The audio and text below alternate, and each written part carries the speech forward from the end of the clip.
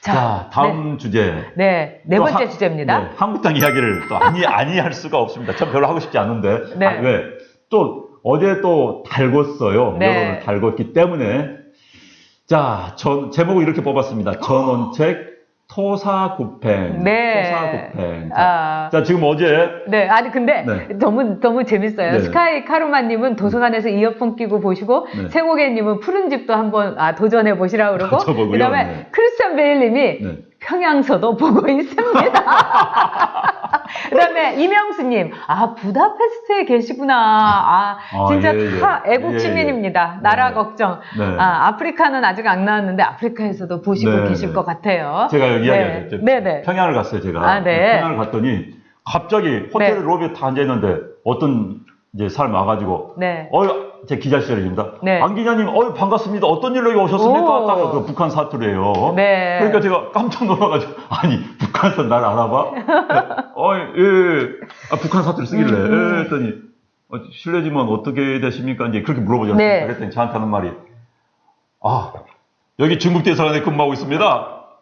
그러니까 평양에 있는 중국 대사관에서는 위성 방송으로 한국 KBS를 보고 있었던 거예요. 네. 그러니까 KBS 9시 뉴스에 나온 안영환을 알기 때문에 거기서 반갑다는 거예요. 네. 그래서 평양에서 보고 있구나. 그런데요, 장담컨대 저희들 좀 커지면 이제 북한에서 봅니다. 북한의 김정은은 우리나라 방송을 다 봅니다.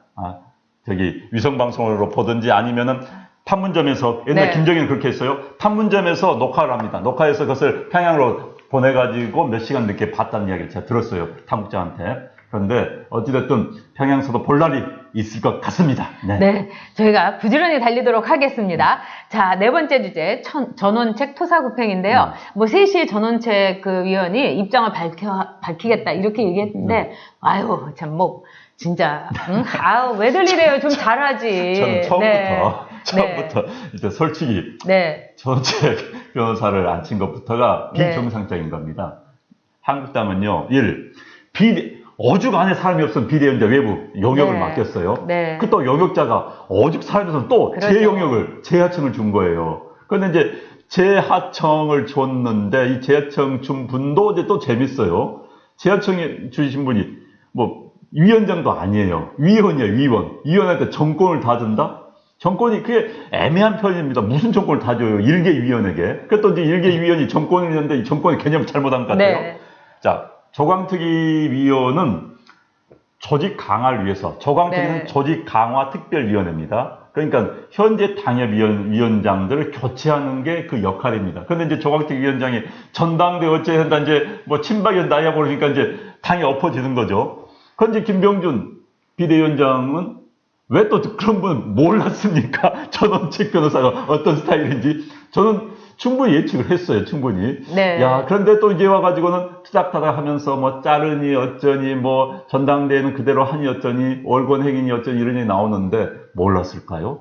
참 몰랐다면 무능한 거고 그동안 알고도 이제까지 입 다물고 있었다면은 그건 솔직히 부도덕한 거죠, 그건. 조직을 위해서라면요. 그래서 이제 와서 결국은 자르고 이견이 했는데 아마도 공식적으로 이 정도라면 두 사람 사이에는 또는 두 세력 사이에는 그동안 많은 입싸움이 있었을 것 같습니다. 밤에 만나가지고 치고받고 말싸움 했을 가능성이 매우 높지요. 이 정도까지 나왔다 한다면은 아마 이제 정치권에는 언론에 드러난 거 외에 뒤에 또 다른 얼음이란 게 그렇지 않습니까? 8.15라고 그럽니까? 이만큼만 무리해 보이면 이 아래는 더 큰 변화가 있는 겁니다. 그래서 그 큰 변화가 자, 이야기해 보도록 하겠습니다.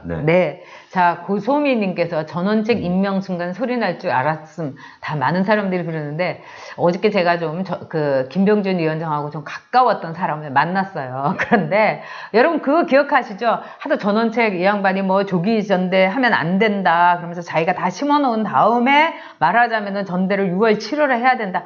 그러면서 막 또 김병준 위원장에 대해서 막 이제 기자들 앞에서 심한 말하고 이러니까, 정말 보도에 나온 대로 한밤중에 택시 타고 서초동 전원책 변호사 사무실에 갔답니다. 그래서 정말 이렇게 뭔가 이렇게 심각하고 그 다음에 그런 거를 생각을 했더니 딱 가봤더니 어떤가? 가봤더니 사무실에 여기자들이 이렇게 몇 명 있으면서 아주 화기애애한 분위기에서 화사하게 서로 얘기를 하고 있더라는 겁니다.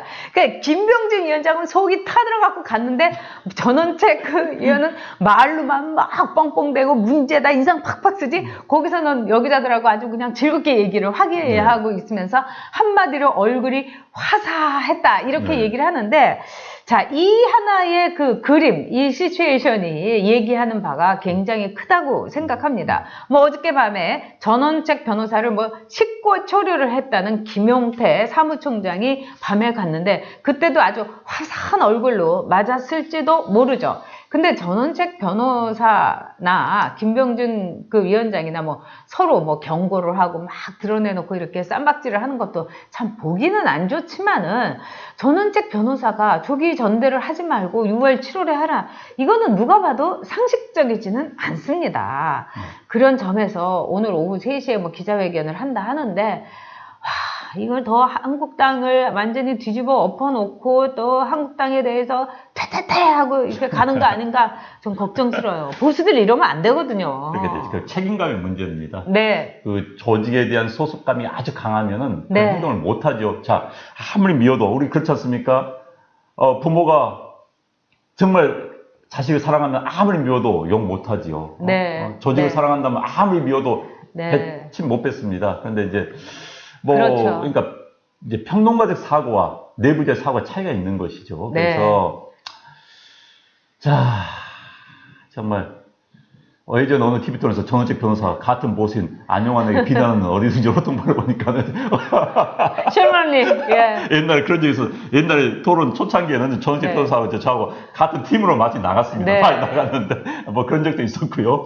뭐 그분의 스타일이니까 저는 사실 그분이 들어서 혹시나 하지만 또 잘해주기를 바랐습니다. 그렇죠. 그냥 참 힘들겠다. 평론가하고 내부 현실 정치는 다른데 저는 내부 정치를 알지 않습니까? 또 평론도 하긴 하지만 해봤기 때문에 근데 다른데 잘할 수 있을까? 그래도 잘해주면 좋겠다고 생각했는데 좀 아니나 다를까 참 결국 버티지 못하고 좀 튕겨 나올 가능성이 있는 것 같습니다. 그런데 지금 한국당 이렇게 되면은 뭐 전원책 변호사 잘했고 잘하지 못했고를 떠나서 네. 이제 인적 혁신 물 건너갈 가능성이 매우 높습니다. 대충 접고 넘어가서 전당대회 하고 대충 뭐 새로운 당대표가 대충 뭐 좋은 게 좋다 식으로 가서 끝날 가능성이 매우 높습니다. 그랬다가는요 내년 선거, 전내년 선거 쉽지 않습니다.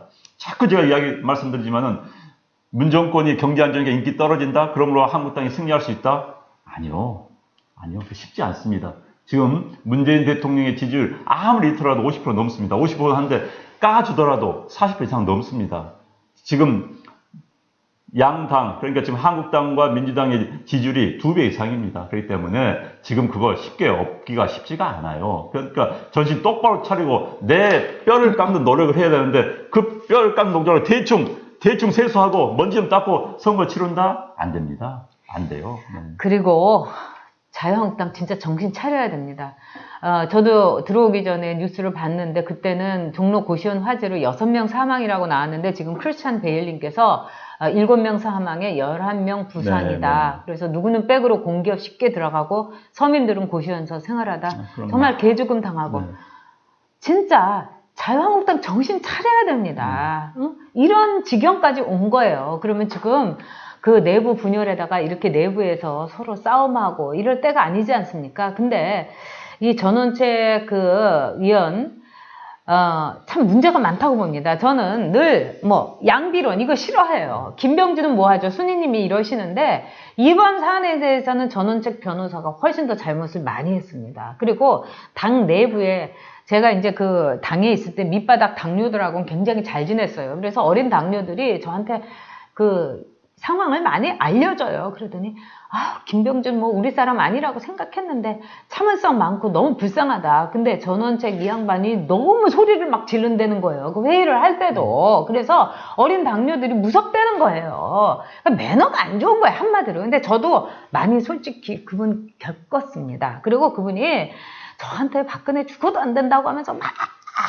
개거품을 물더니 어느 날은 갑자기 박근혜 칭송으로 돌아서 가지고 이번에도 여러 가지 이제 그 커밍아웃 한 거 아닙니까? 근데 그래도 저는 잘하길 바랬어요. 왜냐면 그분한테도 나름대로 우리가 보수로서 취할 점이 있고 또 굉장히 이렇게 이 사람을 끌어들이는 일종의 말하자면은 셀럽 같은 측면이 있기 때문에 그래도 손님 끌어야 되지 않느냐. 저 솔직히 이렇게 생각을 했습니다.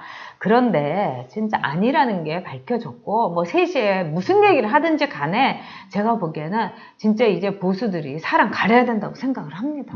네. 별별 할 것 같고 아마 지금 이제 조광특위 위원들 사이에서도 논란이 있는 것 같아요. 근데 거기에서도 뭐 전원책 그 조광특위 위원 그분들은 같은 위원인데 왜 혼자 설치냐 이래서 이제 거기가 엇갈리고 있는 것 같아요. 아마 그래서 이제 3시 어떤 내용이 나올지 모르겠지만 아마도 이제 그만두겠다는 이야기가 나올 가능성이 높은 것 같고요. 근데 문제는 이제 한국당의 이제 미래지요, 지금. 그런데 지금 뭐 저는 비대위, 혁신이죠. 비상대책위 혁신위원회가 뭐 하는지 모르시면 뭐가 나와야 되잖아요. 아니, 그동안 무슨 뭐 인적 혁신보다는 당의 이념, 무슨 뭐 정책, 노선이 더 중요했는데 그렇다면 최소한 지금 정도면 이런 연구하고 있다 나와야 되는 거 지금 몇 개월 전입니까? 나 했던 이야기 지금 들어본 적이 없어요. 들어본 적이 없습니다. 대체 뭘 하는 것인지 비대위원들 뭘 받는 건지 뭐 아무 수당 받습니다. 뭐 하는 것인지 비대위원장 그렇기 때문에 비대위원장이 정말 사진 찍으려고 나온 것인지 그러다 보니까 무슨 뭐 대권 욕심 있는 거 이런 이야기가 나오는 겁니다. 정말 저는 한국당 마이크 채님이 전원책 그 감정 조절 그 장애다. 또 원코리아님이 훈수두는 거하고 직접 일하는 거 다르다. 또 박준현님도 정말 어떻게 하면 좋냐 이제 많이 걱정을 하시고 계신데 지금 또 당 내부에서 그 당뇨들의 어린 당뇨들의 얘기를 들으면은 전원책 변호사를 내보내도 걱정이고 붙들고 있어도 걱정이라는 겁니다. 왜냐하면 붙들고 있으면 정말 그 화근이 점점 커질 것이고 이건 한 어린 당뇨의 얘기입니다. 또 내보내면은 그동안에 회의하면서 있던 얘기를 뭐 종편 방송이 아니라 또 이상한데 뭐 저기 완전 좌파 방송 이런 데 가갖고 막 얘기를 할 거라는 거예요. 그런 점에서 정말 걱정이다. 막 가슴이 찢어진다 이런 얘기를 하는데 그러니까 이제 사랑하는 사람들 그렇게 걱정을 하지요.